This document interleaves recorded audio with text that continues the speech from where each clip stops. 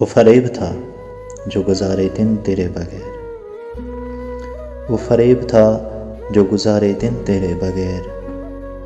तेरे साये में रहने में मुझे गुमान बहुत था। एक तेरा मुस्कुराना मुझे बहुत अच्छा लगता था। तेरा मिलने आना फिर तन्हा हो जाने में डर बहुत था। अब तेरा होना मेरे तस्वुर में ही नहीं। वो बार बार मिलना फिर अजनबी हो जाना, एक दफ़ा मिलना बहुत था।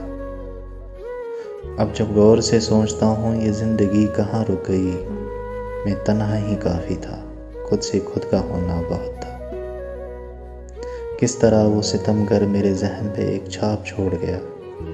लफ्ज़ों से कहकर मुकर जाना मेरे लिए बहुत था। अब किस तरह सुकून बर्पा हो ये सोच के हम, मुनासिब है जो है मेरे नसीब में, तेरा होना या ना होना बहुत था।